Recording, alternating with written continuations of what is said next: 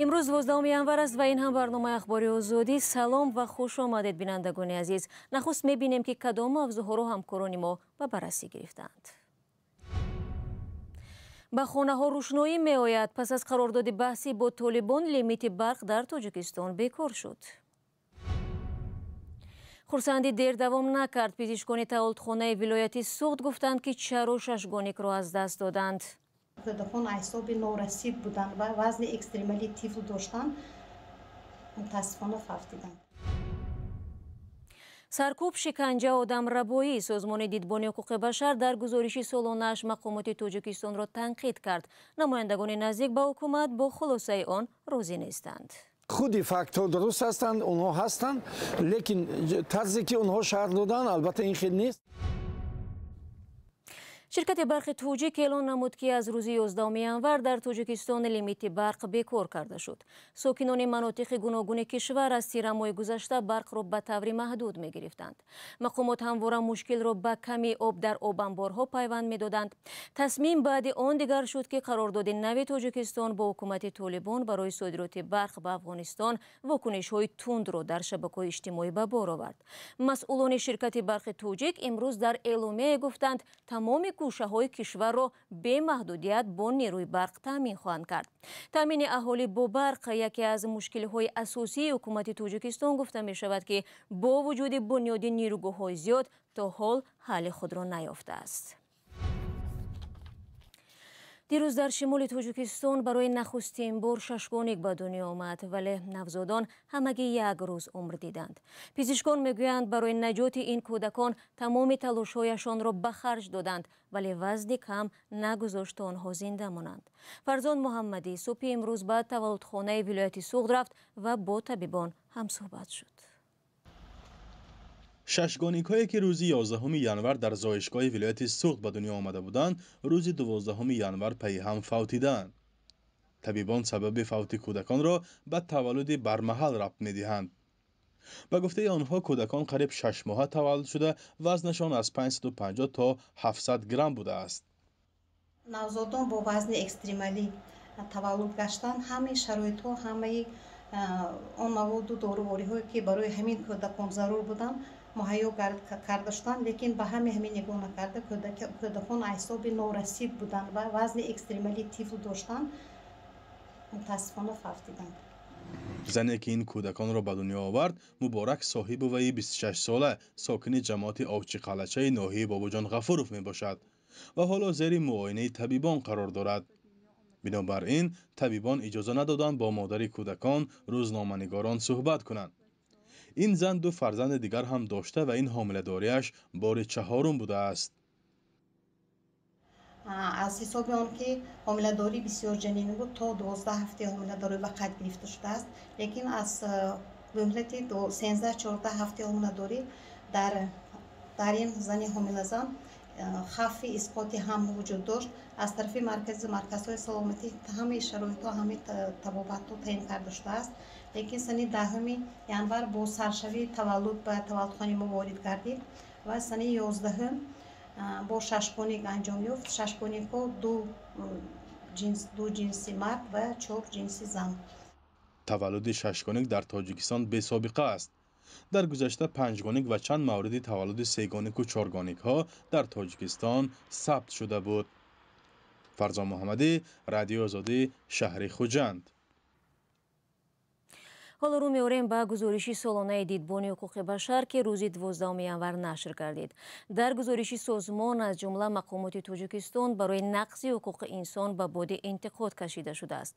کارشناسان مستقل و روزنامه‌نگاران در تاجیکستان با گزارش سازمان هم نظرند، اما دایره‌های نزدیک به حکومت آن را مغرضانه و پیش‌داوری نامیدند.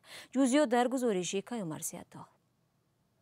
دیدبان حقوق بشر مقامات تاجیکستان را برای سرکوب اعتراضات در بدخشان، فشار بر روزنامه‌نگاران و وکیلان مدافع، بدرفتاری با زندانیان و نبودن تحقیق شفاف در مورد درگیری‌های مرزی با قرقیزستان تنقید کرده است.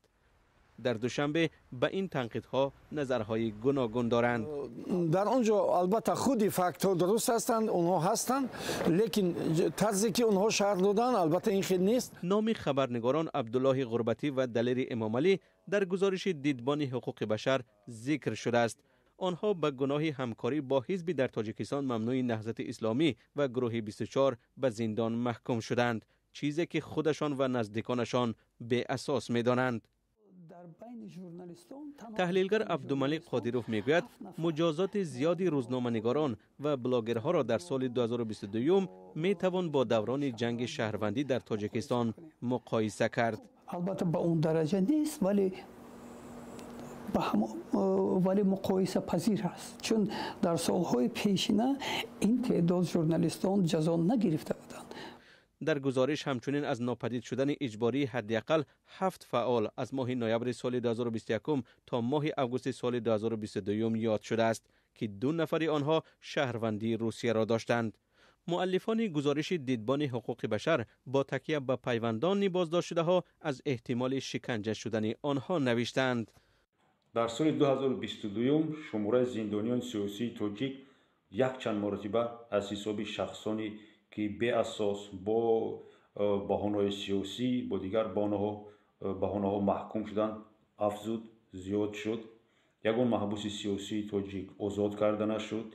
من فکر میکنم که تاثیررسانی هایی که هم تشکیلات بین الخلقی، کورپوس های دیپلماتی بین الخلقی به تاجیکستان اوید آزاد کردن یا اینکه از روی قانون بررسی کردن پرونده های این گونه اشخاص پیشنهاد کرده می شوند، اگر با فیشنگ های تحریمی استوار باشند ممکن که یگان پیشبودی دیده شود. سازمان های بین المللی حقوق بشر هر سال مقامات تاجیکستان را برای نقض یا پایمال کردن حقوق بشر و فشار بر جامعه شهروندی که طبق بعضی بهاگزاری ها نقش خود را از دست دادند تنقید می کنند، نظری که مقامات قبول ندارند. موقع شهروندی مردم تاجیکستان پس نشده است، برعکس آنها هنگام وقوع ها از تمام حالت ها، تحولات ها، تمام مشکلات های در دنیا می شود، در جامعه می شود، در تاجیکستان می شود، هم برخورداران هم سوال ها میتیند. در گزارش دیدبان حقوق بشر همچنین درگیری های مرزی تاجیکستان و قرقیزستان اشاره شده است. به تاکید مؤلفان هیچ تحقیقی در مورد مرگ غیر نظامی ها در جریان درگیری بین قرقیزستان و تاجیکستان در ماه اپریل سال 2021 صورت نگرفت و کسی هم برای آن پاسخگو نشد. بینندگان عزیز، مطلب مفصل اویدی گزارشی دیدبان حقوق بشر و هم واکنش ها به آن را می توانید در وبسایت رادیو آزادی پیدا نمایید. از کارمند ریاست امور داخلی کلوب که در رابطه با مرگ عبدالقهار رازقف 37 ساله دستگیر شده بودند 2 نفر رها و نسبت به یک پرونده جنایتی با شده است. دستانی منطقه کلوب نسبت به شمشاد شریفов کارمند ریاست کارهای داخلی منطقه کلوب برای برآمدن از حد وکالت‌های منصبی پرونده جنایتی باز کرده است. 2 نفر دیگری که در بازداشت عبدالقهار رازقف اشتراک داشتند با شرط بیرون نرفتن از محل زیست آزاد شدند.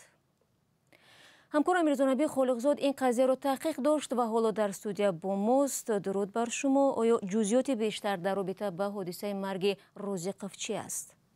بله شهلا، در دادستانی منطقه کلوب که پرونده مرگ عبدالقهار رازقف تفتیش می شود در صحبت با رادیو آزادی گفتند که هنوز تفتیش پرونده به پایان نرسیده است و شاید در آینده تغییری در این سمت وارد شود. از جمله رامش رازقف عمک عبدالقهار روزی 12 ژانویه همین روز در صحبت با رادیو آزادی گفت که مقامات وعده تحقیق عادلانه پرونده را دادند. مرگ عبدالقهار رازقف پس از بازداشت کارمندان پلیس و اعتراض گروهی از ساکنان سر و صدای زیادی به پا کرده بود. آخری همین هفته گذشته رمضان رحیمزاده وزیر کار داخلی تاجیکستان مادر، برادر و دیگر نزدیکان عبدالقهار رازقف را برای صحبت به دوشنبه دعوت کرده است، ولی معلوم نیست که رمضان رحیمزاده به آنها چی گفته است. فاضله ماه مادر عبدالقهار رازقف در صحبتش با وزیر وکیده را تصدیق کرد، ولی نخواست درباره جزئیات آن گپ زند و چی شده است معلوم نیست. ببینید، مرگ رازقف این حادثه نخستین مرگ بعد بازداشت در کشور نیست که خشم ساکنان را پیش آورده است، همینطور نه؟ بله شهلا، عبدالقهار رازقف ساکن شهر کلوب شب 2 و 3 ژانویه پس از بازداشت از سوی ماموران ملیسا در شرایط مرموز درگذشت. نزدیکانش دعوا دارند که وی بر اثر شکنجه جان داده است و روز 3 ژانویه در نزد سردخانه کولاب اعتراض کردند. وزارت کارهای داخلی سبب مرگ او را استعمال مواد مخدر دانست. مقامات آن روز به پیوندان عبدالقهار رازقوف 3 کارمند بازداشت شده ملیسه را نشان دادند. پس از این شام همان روز جسد را نزدیکانش از سردخانه گرفتند و اعتراضگران تا اندازه آرام شدند. شاید این قضیه به تحقیق حادثه های همسان که قبلا جای داشتند سبب شود. شاید شلاف افتیدن ساکنان پس از بازداشت کارمندان ملیسه همیشه اعتراض و تنقیدها را به بار آورده است. ماه نوامبر سال گذشته هلاکت گلبدین زیابکوف ساکن ناحیه راجقلعه ولایت مختار کوهستان بدخشان اعتراض 4 روزه ساکنان را به بار آورده بود. آن زمان هم مقامات وعده تحقیق حادثه را دادند و هم کمیسی مشترک حساب فعالان جامعه شهروندی سازمان داده شد. پس از نیم سال ساکنان با طلب تحقیق این حادثه اعتراض کردند، ولی مقامات اعتراضگران را سرکوب و فعالان جامعه شرمنده را بازداشت و به سالهای طولانی زندان محکوم کرده بودند و تا حال حاضر این قضیه روشن نیست. تشکر برای صحبت فراگیر. ولیدان سربازی که از جانب نیروهای روسیه در شهر ماریوپول اوکراین دستگیر شد صدای فرزندشان را در یک ثبت ویدیویی شناختند. جستجوی پسر از 17 می زمانی که مدافعان کارخانه آزوفستال تسلیم شدند و او آخرین پیامش را فرستاد ادامه دارد. احتمالاً او در یک زندان روسیه است ولی سرنوشتش نامعین می باشد. مومن احمدی موضوع را ادامه می‌دهد. زمانی که پاولو ماسینیان از جانب نیروهای روسی دستگیر شد در شهر ماریوپول یک عضو گارد ملی اوکراین بود.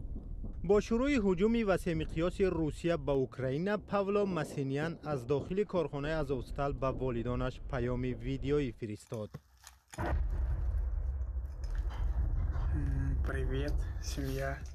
سلام اویلا، این نوار را میفرستم. ببینید من خوبم. ما در پناهگاه هستیم. همه چیز خوب است. با نزدیکتر آمدن روس‌ها آزوفستال مکان آخرین مقاومت شدید گردید. والدان آن زمان از پسر پیام دیگر گرفتند.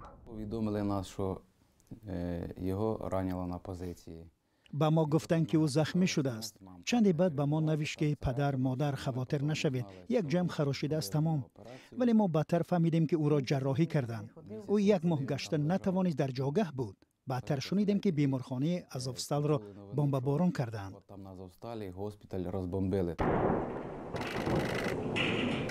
مدافعان تا 17 می سال گذشته از آزوفستال دفاع کردند. روزی که آنها تسلیم شدند، والدان درباره پاولو پیام دیگری گرفتند. یک پیامک به ما نیو کلینمان رسید. در آن چنین نوشته شده بود: به والدانم بگو که در چند روز دیگر ما را تبدیل میکنند. این آخرین پیامی بود که از او گرفتیم. از صحنه‌های نظامیان دستگیر شده چندین ویدیو نشر شد. ما همه نوارها را دیدیم. نه در ویدیو نه در عکس او را نیافتیم. ولی در یک ویدیو در پشت نوار خودش را ندیدیم، لیکن صدایش را شناختیم. چند بعد یک مردی که با پاولو خدمت کرده است با والدانش در تماس شد. او گفت من در تخانه آزوفستال همراه پسر شما بودم. وقتی او مجروح شد من او را به داخل بردم. ما مثل برادر شدیم. شما باید با پسرتون افتخار کنید. او یک قهرمانی واقعی است. این سرباز تصدیق کرده است که پاولو ماسینیان از جانب نیروهای روسیه به حبس گرفته شد. اکنون او هم یکی دیگر از نظامیان اوکراینی است که باور می رود در بازداشت است، ولی از حال و احوال او هیچ درکی نیست. ضمناً رئیس کمیته دفاع دومای دولتی روسیه اندرей کартопалов گفته است احتمال در موسم دعوت بهاری امسال شهروندان تا 30 ساله این کشور به ارتش جلب شوند.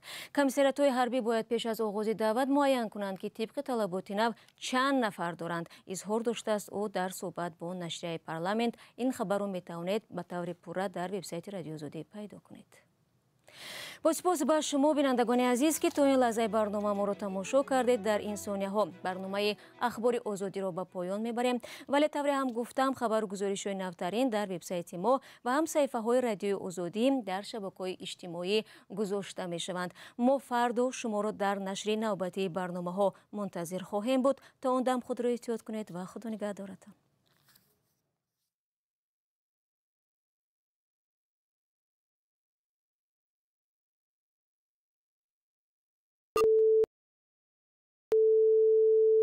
This is Radio Free Europe, Radio Liberty, Praha.